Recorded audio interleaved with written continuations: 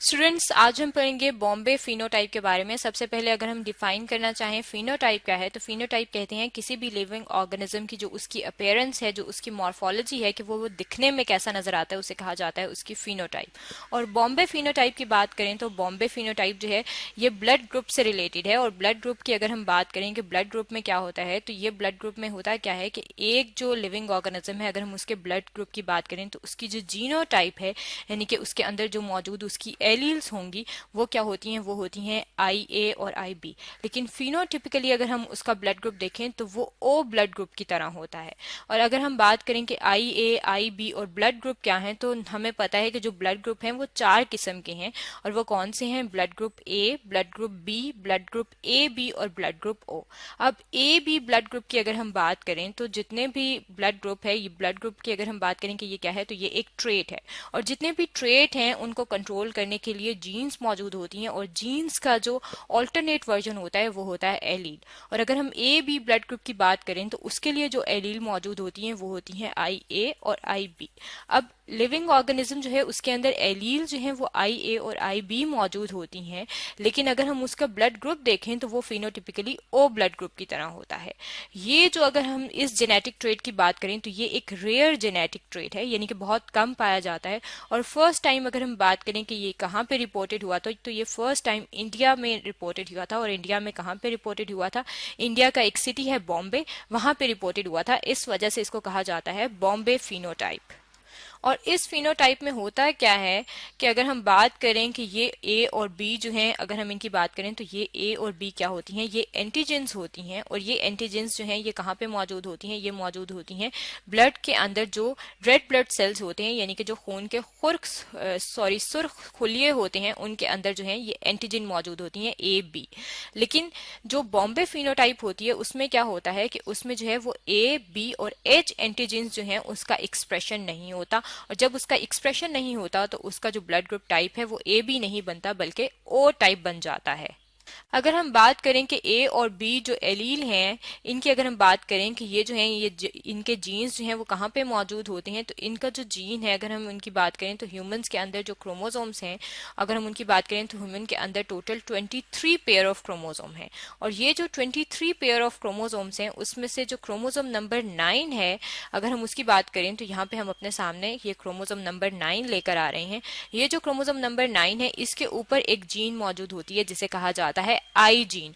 और ये जो आई जीन है, ये अगर हम इसकी बात करें तो इसका जो काउंटर पार्ट यानी कि जो ऑल्टरनेट वर्जन दूसरे इस क्रोमोसोम पे मौजूद होता है उसे हम एलील कहेंगे। और यहाँ पे अगर हम ड्रॉ करना चाहें कि इसकी एलील कौन सी है, तो यहाँ पे अगर हम जीनोटाइप ड्रॉ करें तो ये इसकी एलील होगी आई ए, और यहाँ पे इसकी जो एलील होगी, जो इसका काउंटर पार्ट होगा, वो होगा आई बी। इसका मतलब है कि ये आई ए और आई बी जो है ये क्रोमोसोम 9 पे जो है ये मौजूद होती हैं।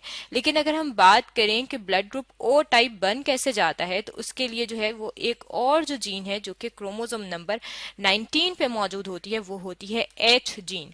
और ये जो एच जीन है इसका अफेक्ट होता है इस एलील आई ए और आई बी के एक्सप्रेशन पे, यानी कि ये किस तरीके से ब्लड में एक्सप्रेस होगा या नहीं, ये किस चीज पे डिपेंड करता है? ये एच जीन पे डिपेंड करता है। और एच जीन जो है अगर हम इसकी लोकेशन की बात करें तो वो क्रोमोसोम नंबर 9 पे होता है। अब यहाँ पे अगर हम अपने सामने एक डायग्राम ले आए तो इस डायग्राम में यहाँ पे आप देख सकते हैं कि ये जो है ये रेड ब्लड सेल दिखाया गया है।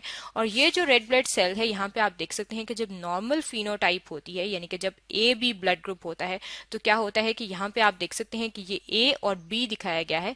ये ए और बी एंटीजेंस हैं। और एंटीजेंस की अगर हम बात करें कि एंटीजेंस क्या होती हैं, तो एंटीजेंस जो है ये कॉम्प्लेक्स मॉलिक्यूल्स होते हैं।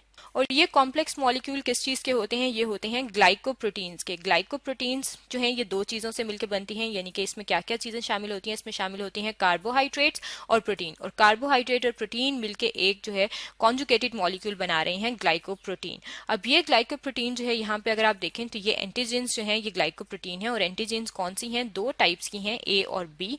अब यहाँ पे आप देख सकते हैं कि ये जो ए और बी हैं इनको इन्होंने मुख्तलिफ कलर दिया हुआ है। एक का कलर जो है वो इन्होंने रेड किया हुआ है और दूसरे का कलर जो है वो ब्लू किया हुआ है। अब आप देख सकते हैं कि जब आई ए और आई बी एलील होते हैं और उसके साथ कैपिटल एच जीन मौजूद होती है, तो क्या होता है कि ये जो ए और बी एंटीजन जो होती हैं वो इस रेड ब्लड सेल्स के साथ अटैच हो जाती हैं। और जब इसके साथ अटैच हो जाती हैं तो जो फिनोटाइप होती है वो होती है ए बी फिनोटाइप। लेकिन अगर हम बात करें कि जो एच जीन है, अगर हम उसकी बात करें कि जो एच जीन है, अगर हम उसकी एलील की बात करें कि उसकी एलील जो है वो स्मॉल एच और स्मॉल एच हो, यानी कि इस तरीके से उसकी एलील्स मौजूद हो, तो तब क्या होगा, तब एच सब्सटेंस जो है वो प्रोड्यूस नहीं होता, क्योंकि ये जो एच जीन है, अगर हम इसकी बात करें तो ये एक सब्सटेंस प्रोड्यूस करती है जिसे एच सब्सटेंस कहा जाता है। एच सब्सटेंस जो है वो इसे इसलिए कहा जाता है क्योंकि एच जीन का प्रोडक्ट है, इसलिए हमने इस सब्सटेंस का नाम एच जीन रख दिया है।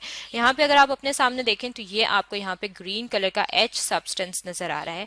अब जब यहाँ पे एच सब्सटेंस है तो नॉर्मली क्या होता है कि ये एच सब्सटेंस जो है इसके साथ ये एंटीजन ए बी अटैच हो जाती हैं, और जब ये अटैच होती हैं तो ए बी फिनोटाइप बन रही होती है।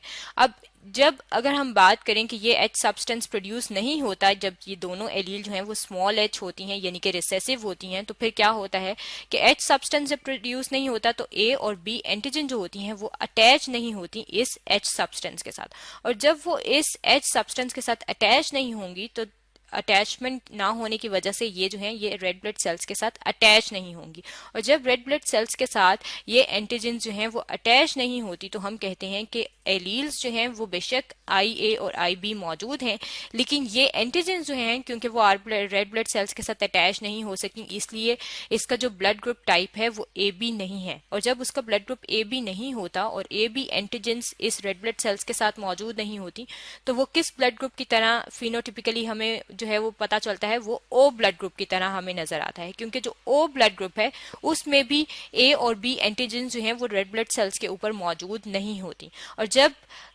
अगर हम जीनोटिपिकली बात करें कि जीनोटिपिकली वो क्या है, वो है आई ए आई बी, लेकिन फिनोटिपिकली वो क्या है, फिनोटिपिकली उसका जो ब्लड ग्रुप है वो है ओ, तो हम इसे कहते हैं कि ये क्या है, ये बॉम्बे फिनोटाइप है। यानी कि बॉम्बे फिनोटाइप में क्या होता है कि अगर जो एक लिविंग ऑर्गेनिज्म है उसके अंदर जो उसका ब्लड ग्रुप है जो कि एबीओ ब्लड ग्रुप सिस्टम से रिलेटेड है, उसमें जो उसका एबीओ ब्लड ग्रुप सिस्टम है उसमें उसका ब्लड ग्रुप जो है वो जीनोटिपिकली जो है वो ए बी है, लेकिन फिनोटिपिकली क्या है, वो ओ है। तो स्टूडेंट्स आज हमने पढ़ा है बॉम्बे फिनोटाइप के बारे में।